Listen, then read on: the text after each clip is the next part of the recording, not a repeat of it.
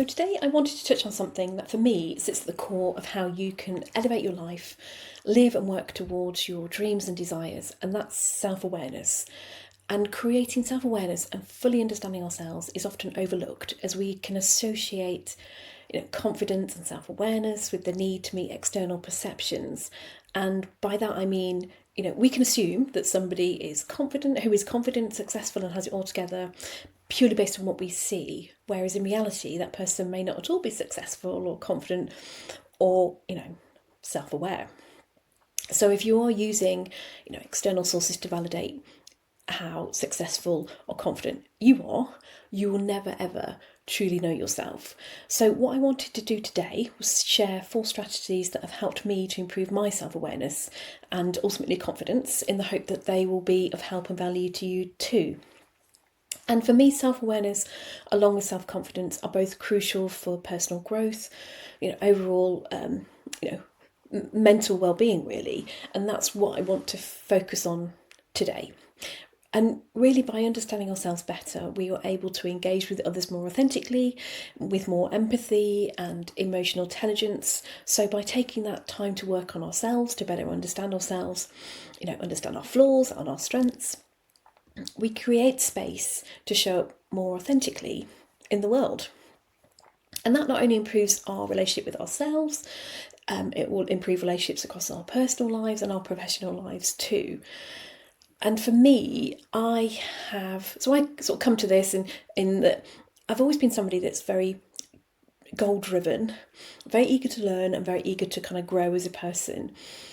However, recognising that you can't grow without taking responsibility to build your own self-awareness. And for me, for many years, I resisted the process without even realising it. I thought I knew myself, but there was so much more that I needed to learn. And I needed to let go.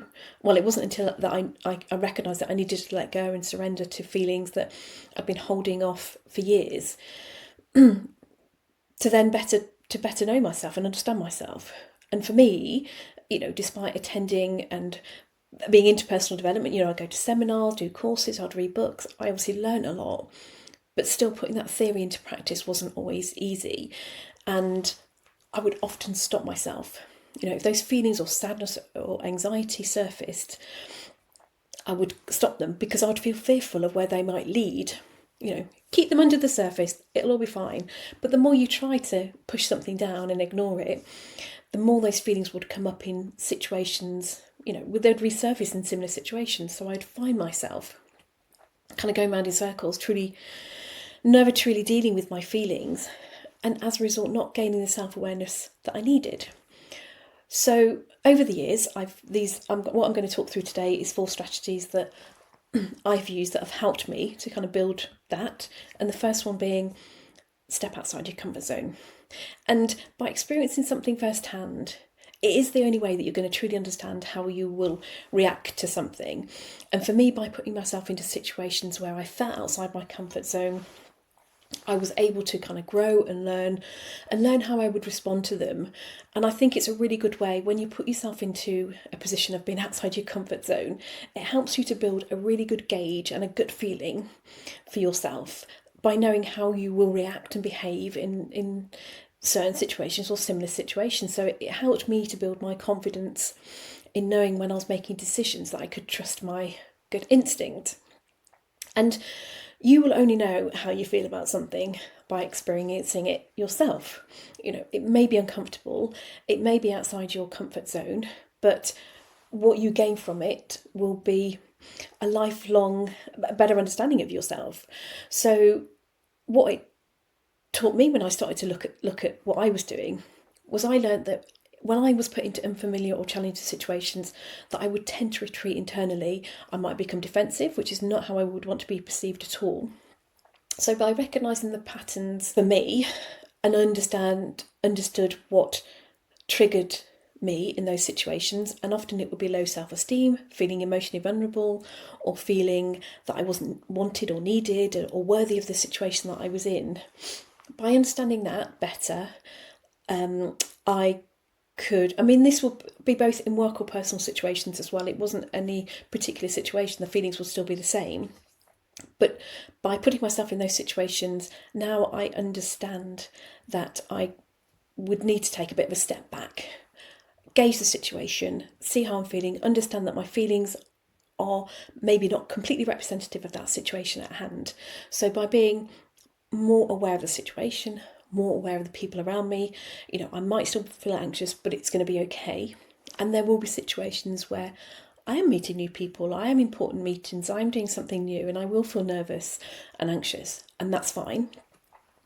But just go with the feelings and deal with it as best as I can, or that's something you can try.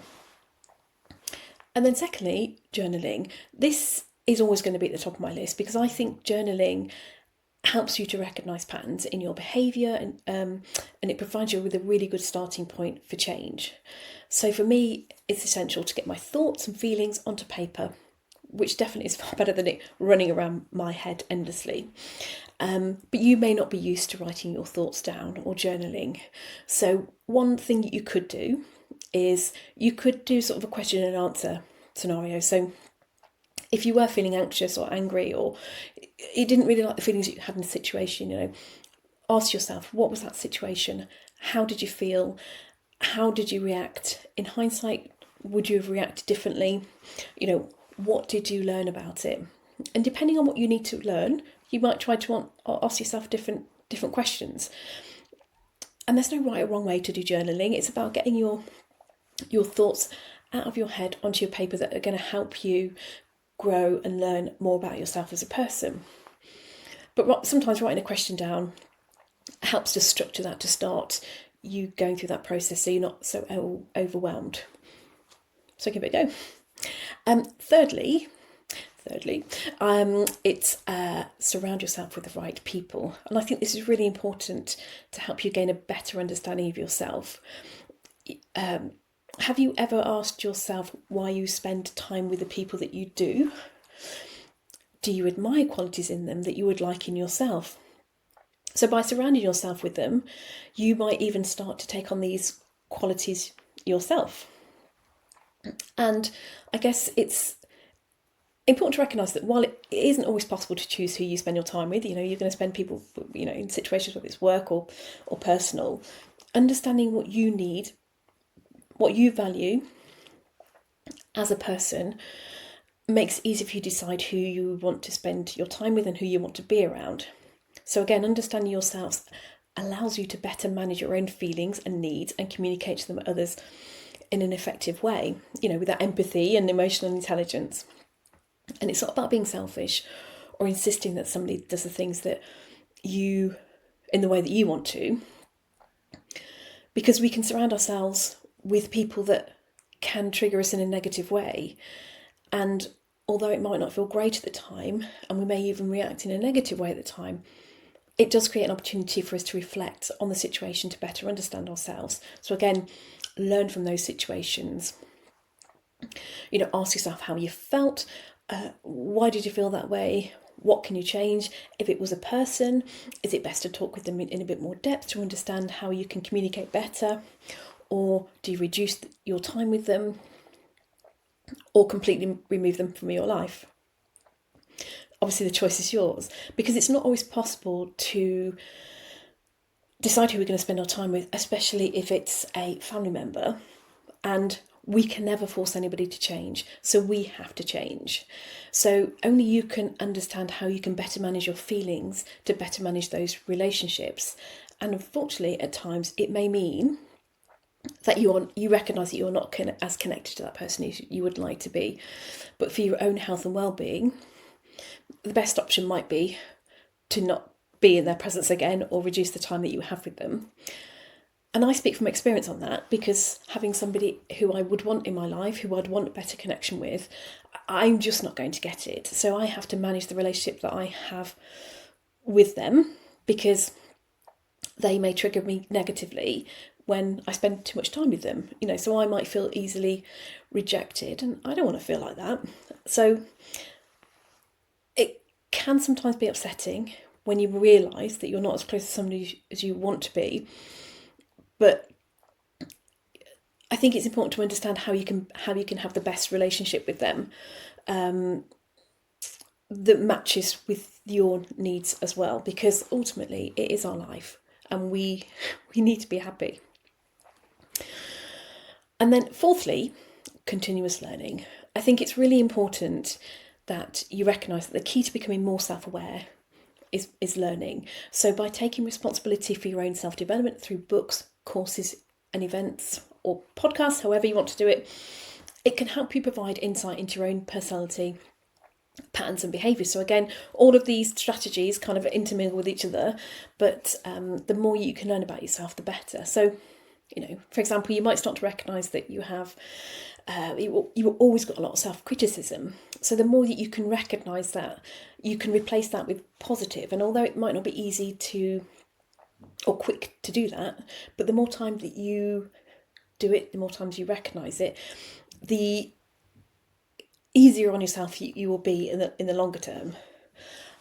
So it's important to keep reflecting and thinking to help you grow and change your patterns and behaviours.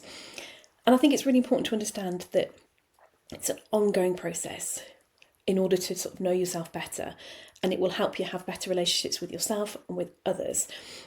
And self-awareness will definitely help you have an elevated life because you will feel much more authentic.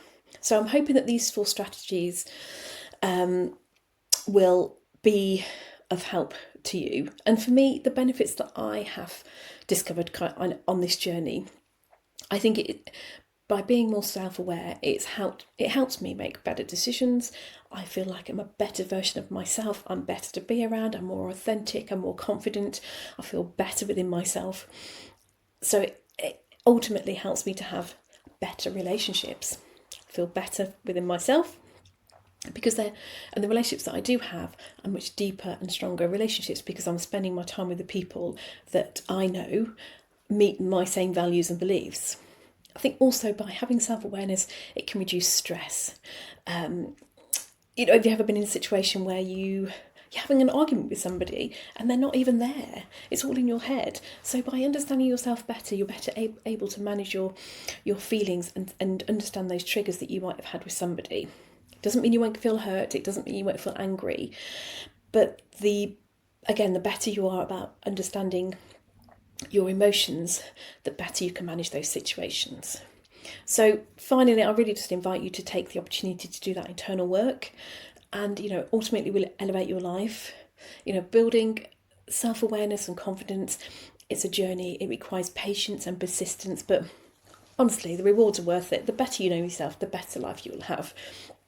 So I hope this is helpful. If you have any comments or want to contact me, you can do so. Subscribe to the Elevate Your Life community, where I will share practical wisdom on self-improvement and personal growth.